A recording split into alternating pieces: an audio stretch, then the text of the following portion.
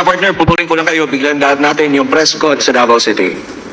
In front of KOJC Cathedral, there were about 500, and then separate, forces likewise in front of the main gate. And it turned out that there were also forces in the southern part of the wall and in the eastern part of the wall. We were in effect encircled by PNP personnel, but that's a belated info, no? And I think you already knew we approached General Torre, and somebody asked me, why was I here at 3:45 in the morning, no? During August 24 or last August 24. Well, I was practically sleeping here already many nights already, no? Even prior to August 24, because of intelligence informations that they will really come in here, or they will really forcibly enter the compound. And that is why I was practically making KOJC as my second home, no? And that is why I was present as early as 3:45 a.m. No, and we approached General Torre. You know already the story. What he forgot even to bring the warrants of arrest, and it took him around 10 minutes before he approached us again. And he showed one warrant of arrest only, no, that of Sylvia Simanes of Pasig, no. Why is that important? Why am I always repeating that? I am repeating that because it has legal implications, no. What he brought here was only a warrant of arrest of an accused whose address is in Pasig. The only way by which he could enter KOJC compound was that he should have personal knowledge that Pastor Apollo Sikibuloy is here, or Sylvia Simanes is here, or that he has reasonable belief that the accused is here. Now, I heard Colonel Fajardo saying that the reason why they are staying here is because of there is reasonable belief, no, and that they have a warrant of arrest. Can that be a ground for them to conduct an omnibus search, no, and a random search, and even a very intrusive search, such that they have already dug a hole almost 8 meters already, no, in the JMC, which I have been wanting to secure confirmation from them and secure their clearance, because if you would go near the JMC basement, no, they would form right away and they would arrest you. No, one incident even just happened a while ago involving an SMNI SMNI employee who wanted to enter politely, but he was barred, no.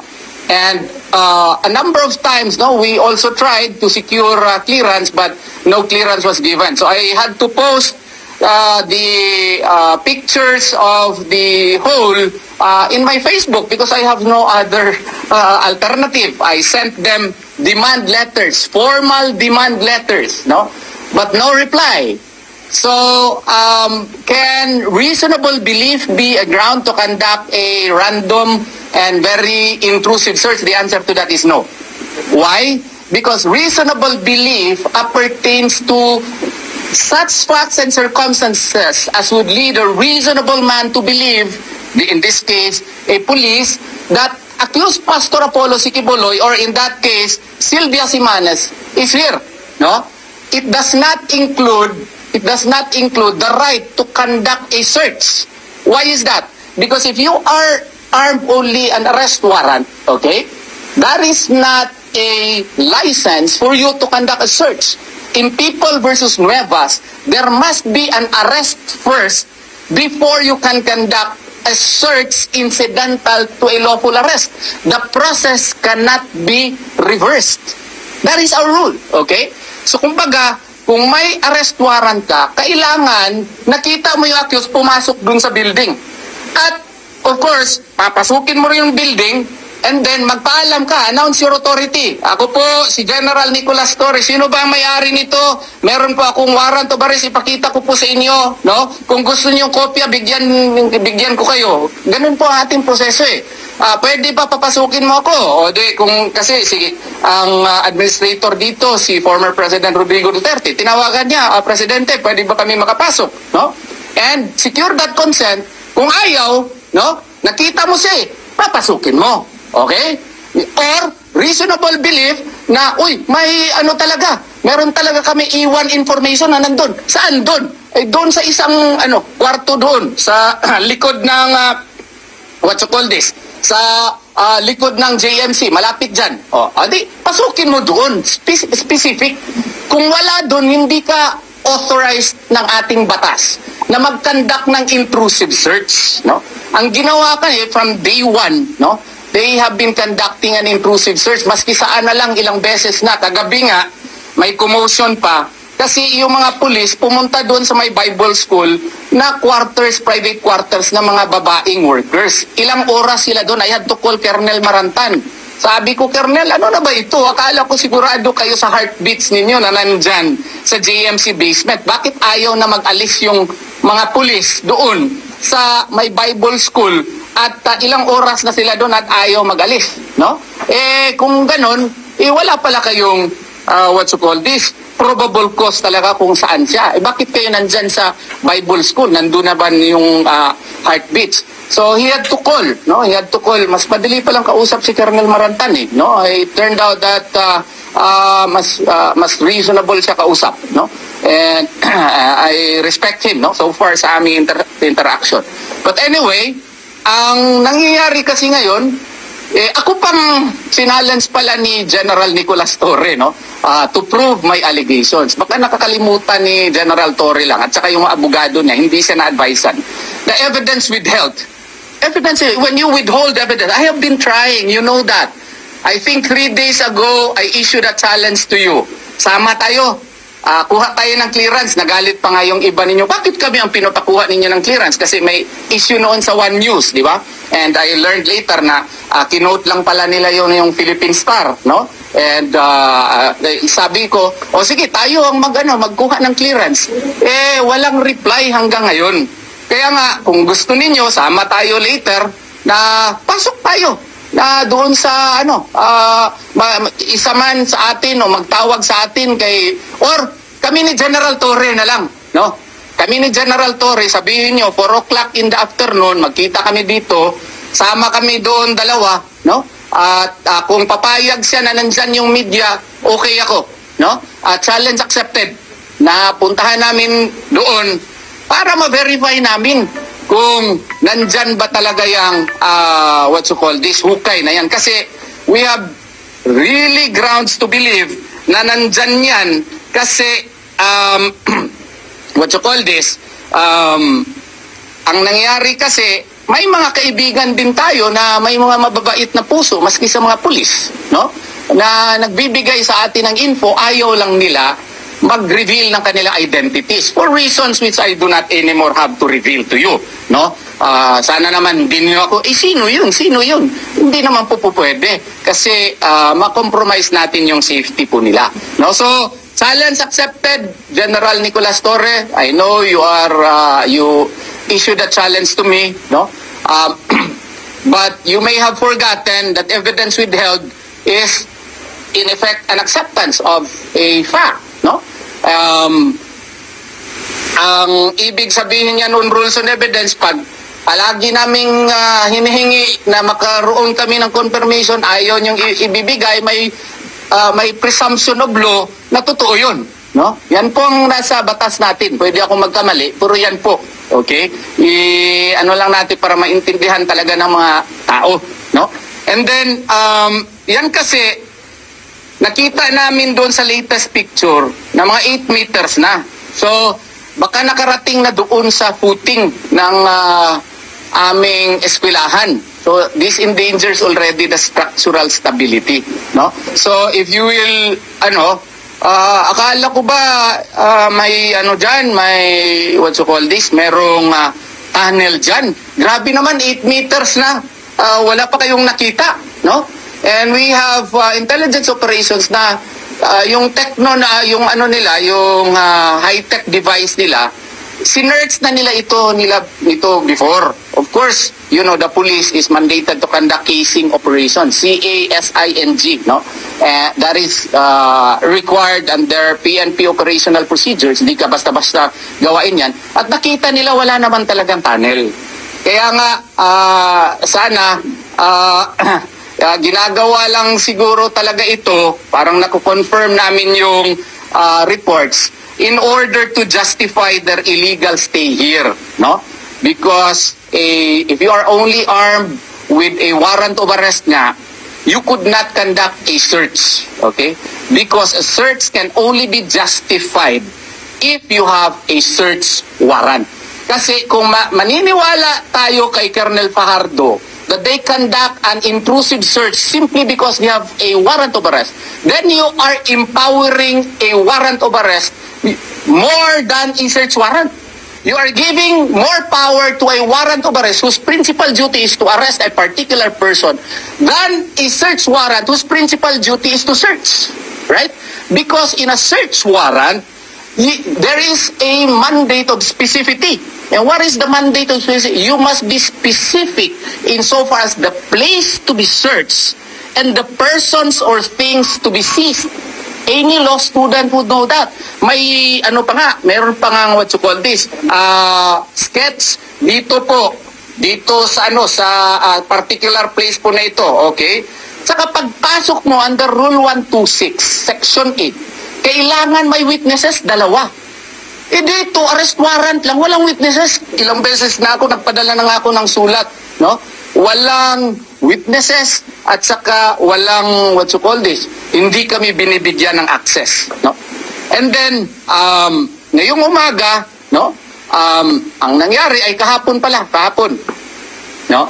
Kasi may intelligence reports kami na nakarating na after daw ng KOJC anniversary, they will be performing harassment acts in order to ignite violent reactions from us, no? Eh nagkatotoo nga, morning pa lang dito, nandito na si General Torre, dala na naman yung LRAD niya na nakakabingi, no? And informing us that they will break open the Emerald Gate. Okay? I think you all heard that, no? And I do hope yung media naman, please i-report naman yung lahat pong nangyayari, no? Ang ginawa, naggamit ako ng megaphone, no? At sinabihan ko si General Torres, "Sir, there is no need to break in because you are already here. You are practically controlling the entire, almost the entire compound, no? What are they controlling here? They are controlling the cathedral, they are controlling all the lawns, they are controlling the JMC compound, okay? And they are controlling the hangar, they are controlling the structures in the kingdom. What we are controlling are only the houses, the King's Chow, the, some parts of the Bible school, and that's it. Oh, kasi wala na kaming matulugan. Pati ang GMC nagawa ng, boarding houses, okay? So, why will you break in? Dito lang, ang ginawa, sinabi ko na, "Sir, there is no need to break in. Pwede naman tayo lahat. Doon naman tayo pumapasok sa gate 18. Only that we installed a scanner there because for our own safety." Kung anong dinadala ng mga tao dito, may canned grenade nga na dala ng pulis eh. Buti na lang nakita ni Attorney Adam Jambangan at saka ng mga miyembro, no? So, may mga peak access na pinasok. Yun pala, na-confirm, may mining operations na sila doon sa JMC basement. May mga drills, no? Yung mga pangkubkub. May mga jackhammers na pinapasok. Pero ayaw talaga makinig ni General Torre at they forced open the gate, no? And provoked our members and nagdakip, no, nung isang tao at pati yung isang associate ko na mabait, si Attorney Adrian Pajaro, muntik nang madakip, nakuha talaga ng video, no? And then 5 minutes after that, may mga pinuslit sila ng mga boxes. Ang sabi daw, Starlink lang daw yun, ano ba yung mga iba, no? Mga host daw. How can we confirm that when they did not even show it to us? When they did not even show it to us? Those items were brought right away to the JMC basement, no? And we do not know what were those items, no? Kaya nga, lahat ng mga nakukuha nila, inadmissible in evidence yan. because that is a result of an illegal entry, illegal search. So wala yang silbi po sa korte. If you violate the rules on searches and seizures, then any and all evidence seized would be inadmissible, no? And then we would like to address the statement of Department of Justice Secretary Remulla, no, concerning the his declaration that he will file a case against the presiding judge who issued the temporary protection order. His basis was that ignorance of the law, because there is a Supreme Court order which transferred any and all venues affecting Pastor Apollo Sikibuloy. No? We feel that the Secretary of Justice may have missed the point that it did not surrender jurisdiction to any and all third persons whose constitutional rights to lives, liberties, properties, and even security are affected. No? So it did not mean that third persons who are affected by the illegality of the service of the arrest warrant, that they could no longer file a case for issuance of a writ of amparo.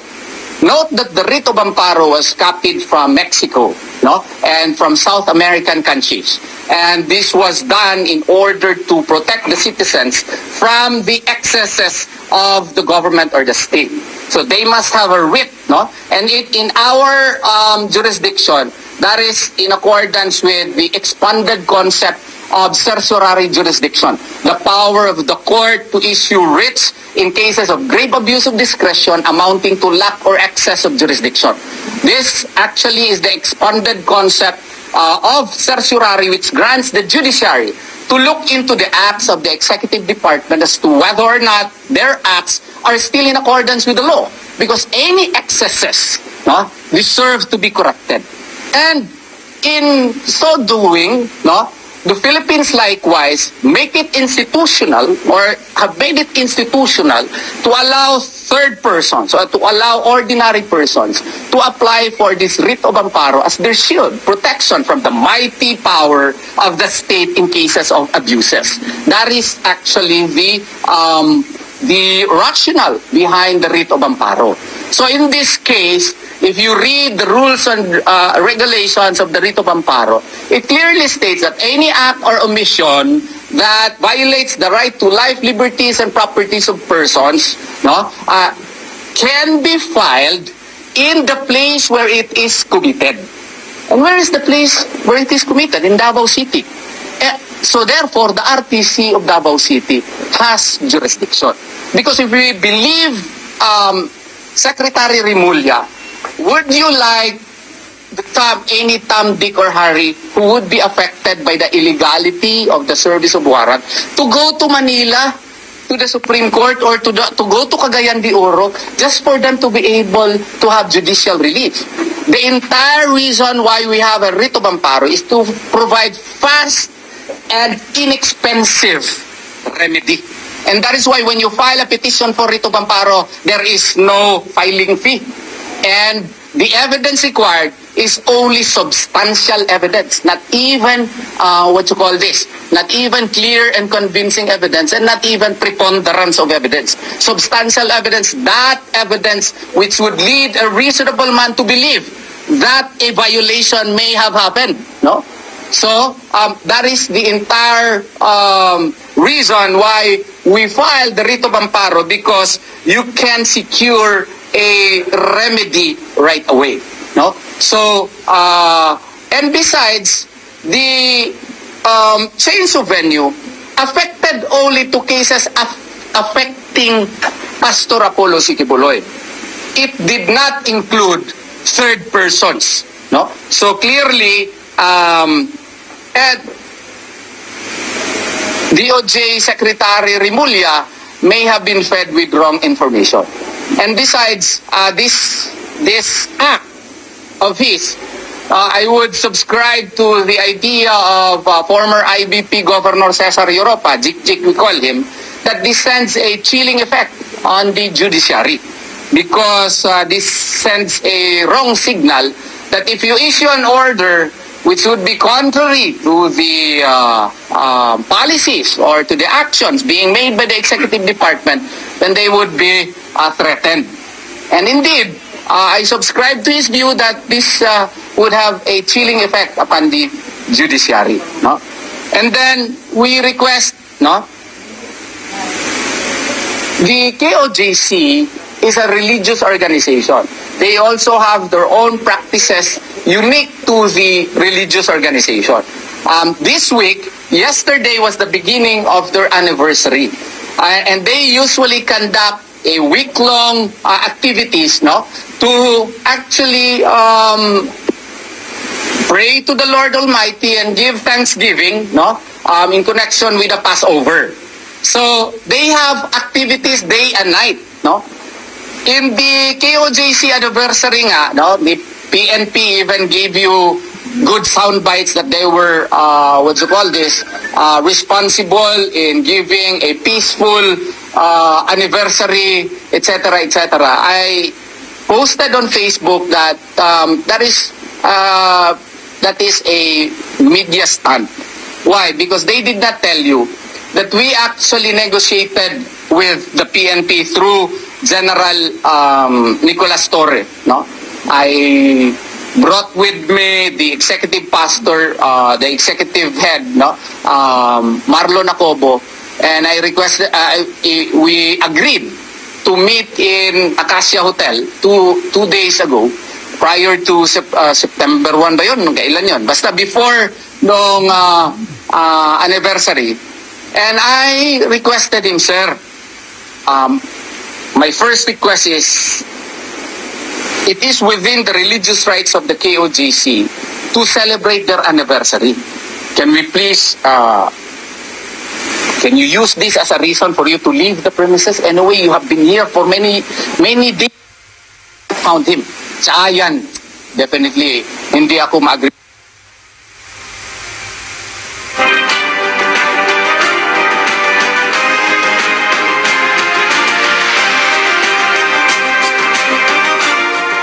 Hindi ko magarantiyan na aalis kami. Oo. Tapos, ang sabi ko, sir, maski yung katedral na lang, no? Maski yung katedral. Sabi niya, okay, I will consult that with the higher-ups. You discuss this with Colonel Hansel Marantan. So I discussed it with Colonel Hansel Marantan.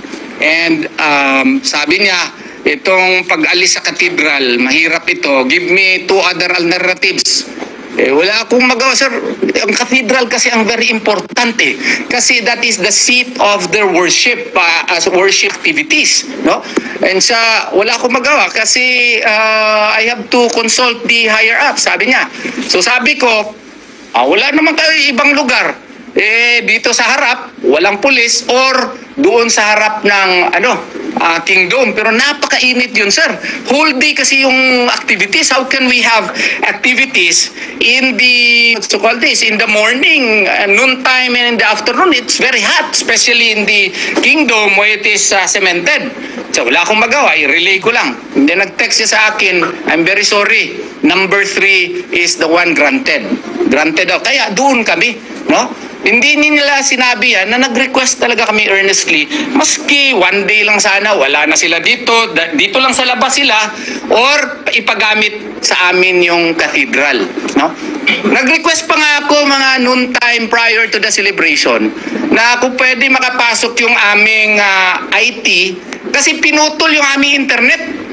Kita niyo naman, no? Merong pulis na ewan ko kung pulis yun, nagkumpuni doon sa taas. Tapos later on, naputol ng aming mga wires, no? Nagsabi ako baka pwede makapasok yung aming, kasi nandyan sa cathedral yung mga internet daw namin. Hindi ko naman alam yung mga connection dyan. Hindi kami pinayagan. Tapos, yung ibang sound system namin, kasi yung ibang sound system, in-embargo ng pulis, di ba? During, day 6 ata yun.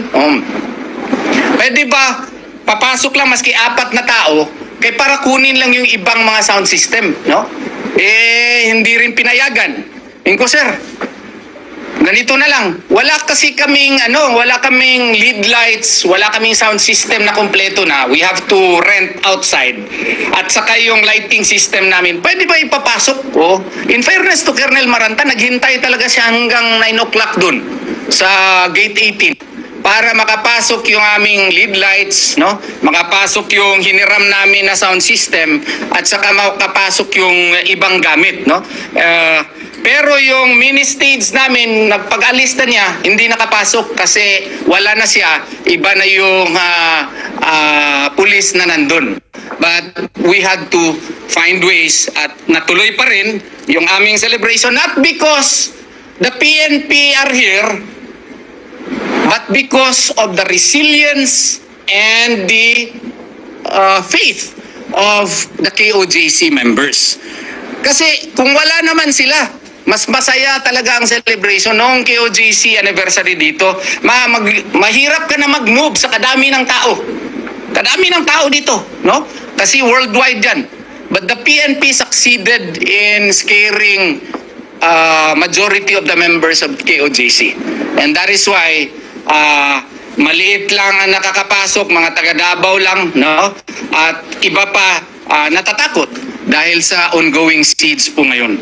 So, yung kanilang... We should put that in proper perspective. At saka ngayon sanang hapon, we request again the PNP, no? Kasi hindi na kami makakandak, hindi na makakandak ang KOJC ng kanila activities, no? To please vacate the cathedral. Ano ka makagawa ng mga activities ngayon dito sa labas? Ang init-init, no? And dyan na po nakasanayan kasi ng aming mga miyembro po ng KOJC na mag-conduct ng kanilang prayer activities, no? May privacy naman kasi yan, no? Gusto nyo ba rin na nakikita kayo ng ibang tao na nagpre-pray kayo, no? May mga prayer sila na gagawin, no? That should be conducted only in a sacred hall, and they consider that as a sacred hall. So, General, baka pwede nyo kami pagbigyan yung command center po ninyo, no? Noon pwede naman kayo nag-center naman kayo sa labas ng sa labas ng KOJC. Baka pwede po ninyo gawain yan sa ibang lugar.